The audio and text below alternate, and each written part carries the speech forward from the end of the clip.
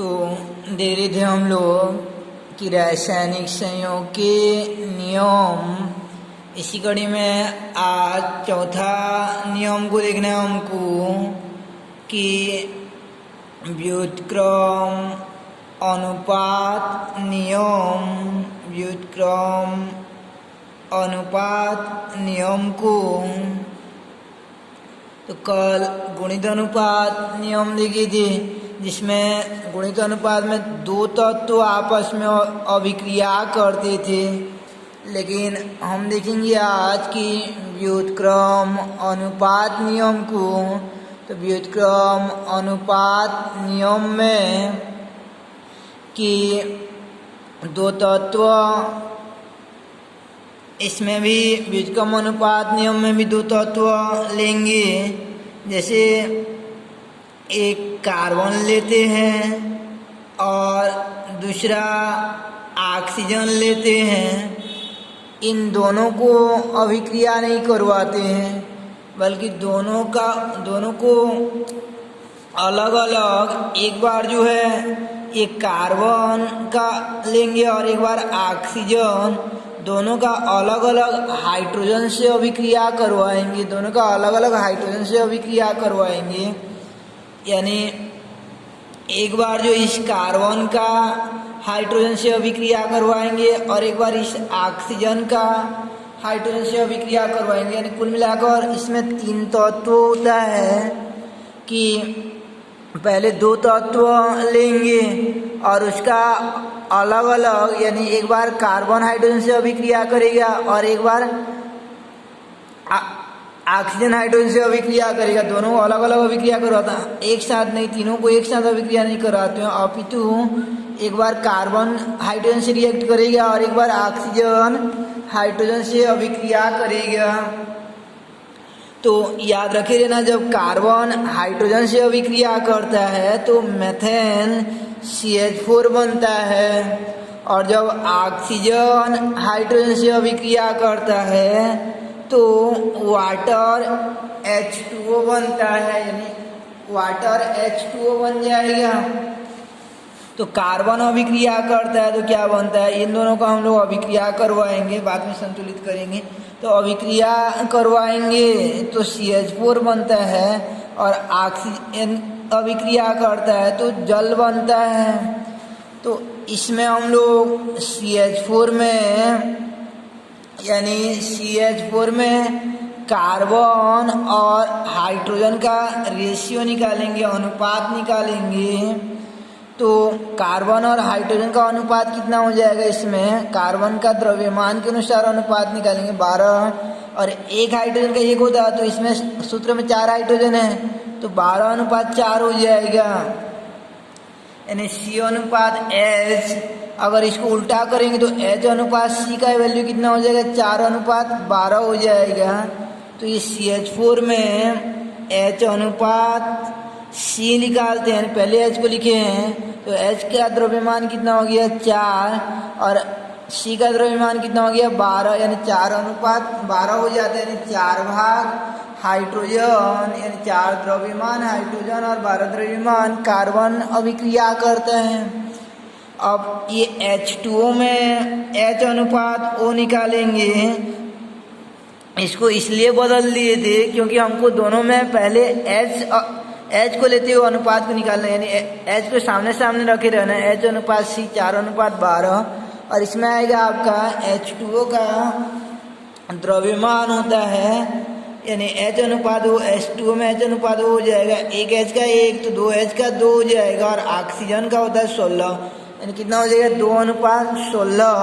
या इसी को लिख सकते हैं हम लोग, अनुपात में समान राशि का गुणा कर सकते हैं, तो दोनों में 2 का गुणा कर देंगे, 4:32 हो जाता है।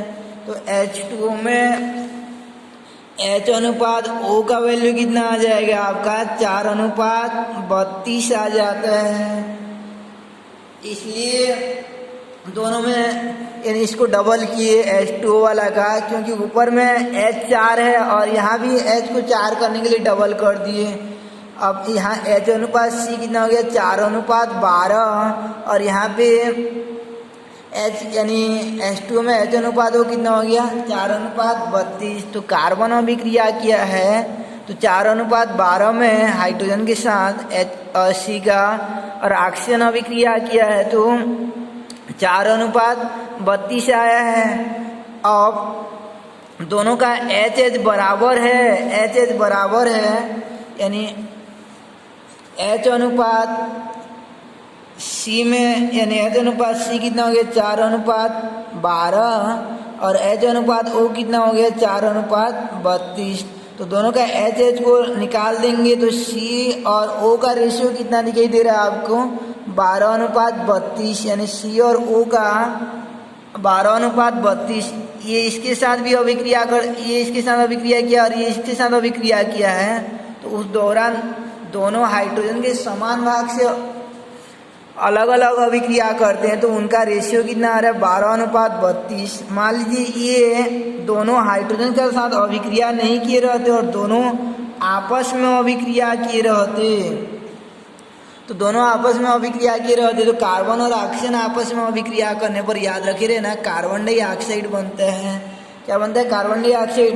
तो कार्बन डाइऑक्साइड में अगर हम लोग C अनुपात O निकालेंगे तो कितना आ जाएगा, ये कार्बन का 12 होता है और एक ऑक्सीजन का 16, दो ऑक्सीजन कितना हो जाएगा 32। तो ये अनुपात ठीक उतना ही आता है जितना कि ये इनडायरेक्टली मेथड में हुआ था, यानी इससे अभिक्रिया किया था, ये इससे अभिक्रिया किया था समान भाग से, तो ठीक वही आता है जितना कि यहाँ पे ये आपस में संयोग करेंगे तो उनका वास्तव में जो अनुपात होता है वही आ जाता है। तो इस प्रकार ये दो तत्व हैं, दोनों क्या किए हैं तीसरे तत्व से अलग अलग अभिक्रिया किए हैं। और तीसरा तत्व कैसा है, तीसरे तत्व किससे अभिक्रिया किए, निश्चित भाग से यानी निश्चित द्रव्यमान से संयोग किए हैं। तीसरे तत्व हाइड्रोजन का 4 गुना से अभिक्रिया किए हैं, यानी इसको डबल किए हैं और 4 गुना किए हैं। तो यह नियम क्या हो जाएगा कि जब दो भिन्न तत्व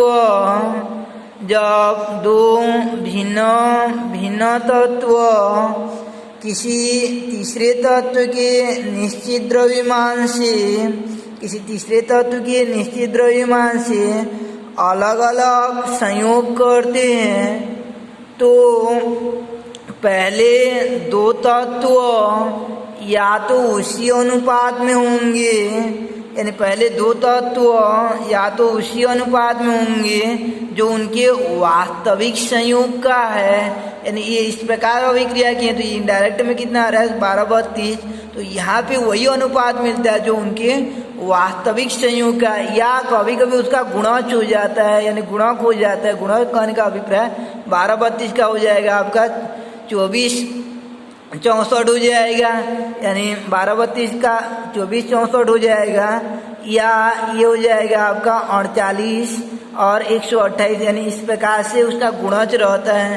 तो यह नियम क्या हो जाएगा, इसमें दो तत्व रहेंगे, दोनों आपस में अभिक्रिया नहीं करेंगे। किससे अभिक्रिया करेंगे, तीसरे तत्व से। तीसरे तत्व कितना द्रव्यमान से, एक निश्चित द्रव्यमान से अभिक्रिया करते हैं। तो क्या घटना घटित होता है, ये पहले दो तत्वों का ऑलरेडी उतना ही अनुपात आ जाता है जो कि उनके रियल रेशियो का रहता है, यानी वास्तविक संयोग का रहता है, या कभी कभी उसका गुणज हो जाता है, यानी 12:32 जो है वो हो जाएगा आपका 24:64 या 24:64 हो जाएगा, या 48:128 हो जाएगा, या 48:128 हो जाएगा। तो ये नियम क्या हो जाएगा आपका कि जब दो भिन्न तत्व किसी तीसरे तत्व के निश्चित द्रव्यमान से अलग अलग संयोग करते हैं तो पहले दो तत्व या तो उसी अनुपात में होंगे जो उनके वास्तविक संयोग का है, या उसका सरल गुणज होता है। ये इसका एग्जाम्पल हो जाएगा, यानी यहाँ से यहाँ तक एग्जाम्पल में लिखना है आपको। तो नियम क्या हो जाता है कि जब दो भिन्न भिन्न तत्व किसी तीसरे तत्व के निश्चित द्रव्यमान से अलग अलग संयोग करते हैं तो पहले दो तत्व या तो उसी अनुपात में होते हैं जो उनके वास्तविक संयोग का है या उसका सरल गुणज होता है। इसे वैज्ञानिक रिचर्ड द्वारा प्रतिपादन किया गया था। यानी ये व्युत्क्रम अनुपात नियम को, यानी व्युत्क्रम अनुपात नियम क्या हो जाएगा आपका कि व्युत्क्रम अनुपात नियम में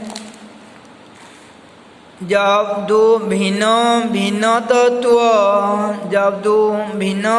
तत्व किसी तीसरे तत्व के निश्चित द्रव्यमान से अलग अलग संयोग करते हैं तो पहले दो तो या तो उसी अनुपात में होते हैं जो उनके वास्तविक संयोग का या उसका सरल गुणज होता है।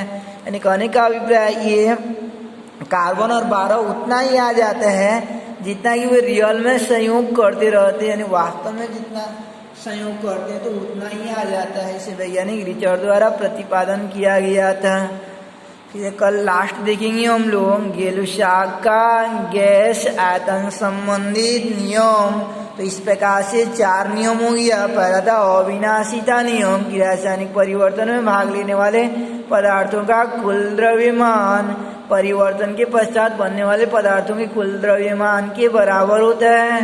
दूसरा स्थिर अनुपात नियम, रासायनिक यौगिकों में अवयवी तत्व भारानुसार सदैव निश्चित अनुपात में रहते हैं। तीसरा गुणित अनुपात नियम कि जब दो तत्व आपस में संयोग कर 2 या 2 से अधिक यौगिक बनाते हैं तो दूसरे तत्व का भिन्न द्रव्यमान जो पहले तत्व के निश्चित द्रव्यमान से संयोग करते हैं परस्पर गुणित अनुपात में होते हैं।